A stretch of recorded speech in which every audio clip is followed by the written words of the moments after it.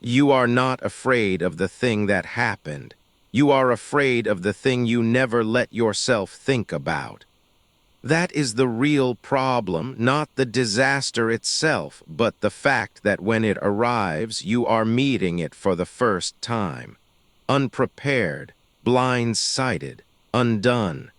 The Stoics found something almost no one in the modern world bothers to find, a way to meet the worst moment of your life before it happens, not to predict it, not to fear it more deeply, but to drain it, to walk through the fire in your mind, calmly, deliberately, so that when the real fire comes, you are already someone who has walked through it. This video is about that practice. And by the end, you will understand why the calmest people in every crisis are never the ones who avoided hard thoughts. They are the ones who had them on purpose. The practice has a name. The Romans called it premeditatio malorum, the premeditation of adversity, and no one used it more rigorously than Seneca. In the winter of 65 AD, Seneca already knew his end was close. Emperor Nero had grown paranoid and hungry for reasons to destroy the people around him. Seneca had been his tutor, his advisor. Now he was simply inconvenient. So Seneca wrote every morning. He rehearsed exile, poverty, illness, death not with dread, but with the steady gaze of a man who had already decided none of those things would break him. When the soldiers finally came to his door with Nero's order, Seneca was not shocked. He turned to his weeping friends and asked them where their philosophy had gone. He had rehearsed this day. Many times, it did not catch him unprepared. That is the premise, not that the worst will happen, but that you should know clearly what you would do if it did, and that knowing is itself a form of power. Law 1, shock is the real enemy, not the event. Think about every moment in your life when something went wrong and you fell apart. How much of the collapse was the event itself, and how much was the shock? The job loss that paralyzed you for weeks, the relationship that ended and left you unable to function. Shock is a multiplier. It takes whatever pain the event carries and doubles it because your mind has no map for the territory. Seneca wrote this plainly. It is not that he was brave enough to bear hard things. It is that he had thought about them so often they had lost the power to surprise him. Premeditatio malorum draws the map in advance, not so you suffer twice, so that the first time, the real time, you already have orientation. You already have a direction. The ground does not disappear because you have already stood on it in your mind. But here is what almost nobody understands about this practice. It has almost nothing to do with pessimism. Law 2, deliberate rehearsal, is the opposite of anxious catastrophizing. This is the line most people miss, and missing it is what keeps them from ever trying the practice. Catastrophizing is involuntary. It spirals. It is driven by fear and has no edges. One bad thought pulls another until your mind is a runaway machine producing worst cases with no purpose and no end. Premeditatio malorum is none of that. It is bounded. You sit down with a specific scenario, losing a job, a relationship ending, your health changing, and you walk through it deliberately, asking one question at a time. What would I actually do? Who am I without this thing I am currently depending on? And then, critically, you stop.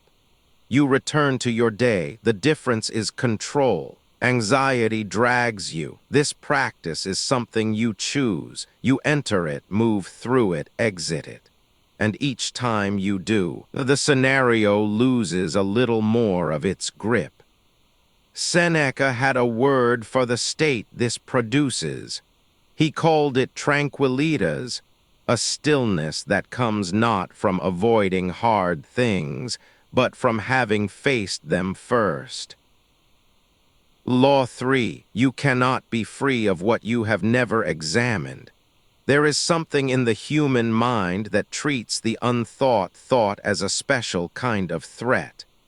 The fear you will not name grows larger in the dark. The possibility you refuse to look at becomes the one that controls you, not because it is the most likely outcome, but because it carries all the power of the unknown. Epictetus, born into slavery and familiar with having everything taken, taught this directly. Freedom begins with eliminating the desire to avoid what is real. The unexamined loss holds you hostage. The examined loss becomes negotiable. When you sit down and ask, what would my life look like if I lost this? Something happens. The thing shrinks to its actual size. It becomes a problem instead of a void, and problems, unlike voids, can be navigated. You cannot prepare for what you will not name, and you cannot be free of what you have never examined. But there is a deeper layer here, one that changes not just how you face loss, but how you live before it arrives. Law 4. Rehearsing loss makes what you have luminous. This is the part of the practice that surprises people. You sit down and imagine your closest relationship is gone. You walk through the absence, not wallowing, but feeling its outline. And then you return to your day. Something strange happens. You see that person differently. The ordinary moment, a short conversation, a familiar laugh, becomes something you notice. Because you have, briefly and deliberately, known what it would be to lose it. Seneca wrote in one of his most personal letters, "Let us greedily enjoy our friends, because we do not know how long this will be allowed us." He was not being morbid. He was being precise. Premeditatio malorum is, underneath everything, a gratitude practice. Not the soft, comfortable kind. A hard, clear-eyed gratitude that comes from having looked at absence and then turned back to presence. You do not need to lose something to honor it. You only need to know, briefly, what the losing would feel like. And yet none of this works if you perform the practice from the wrong position.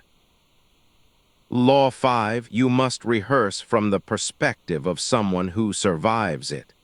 This is the error most people make when they first try this practice. They imagine the worst and then they stop there, in the wreckage, which is why it feels indistinguishable from anxiety. They rehearse the disaster but not the recovery. They see the fall but not the standing up. Seneca was explicit. The exercise is not to dwell in the pain. It is to see yourself moving through it. When he rehearsed exile, he did not stop at the image of being stripped of wealth and sent away. He continued. He asked, "What kind of man would I choose to be in that condition? What does virtue look like when you have nothing else left?" He answered those questions in advance. So when exile actually came under Caligula, he had already lived it. He had already chosen who he would be inside it. The rehearsal must always end with you still standing, still choosing, still yourself, because the goal is not to predict disaster. The goal is to meet it as something you have already decided you are larger than. Here is the turn. Everything we have covered, the shock removed, the anxiety distinguished, the loss examined, the survival rehearsed, it all points to one thing that has nothing to do with disaster. It has to do with how you live today. The person who has rehearsed losing everything is the freest person in any room. They are not clinging. They are not making decisions out of fear of what might be taken. They have already let it go temporarily, deliberately, and chosen to come back to it. That is a different relationship with your own life. Looser, more honest, less desperate. Seneca said it plainly, the man who has anticipated the coming of troubles takes away their power when they arrive. This is not about becoming cold. It is not about detaching from what you love. It is about loving it with open hands, holding it without gripping it, living fully in what you have, because you have already made peace with the version of you that exists without it. And that peace is not a destination. It is a daily practice. Tomorrow, not someday, tomorrow, sit down for 10 minutes with a blank page. Pick one thing you are afraid to lose, one outcome you refuse to let yourself think about, and think about it, clearly, carefully, all the way through to the version of you that is still standing on the other side. Notice what happens to the fear. The Stoics did not practice this because they expected the worst. They practiced it because a mind that has faced its fears on its own terms belongs to no one else. You do not become resilient by avoiding hard thoughts. You become resilient by thinking them first and surviving them in the only place it costs you nothing. In the quiet, deliberately, before the world decides to teach you the hard way. Rehearse the worst, live the rest without fear.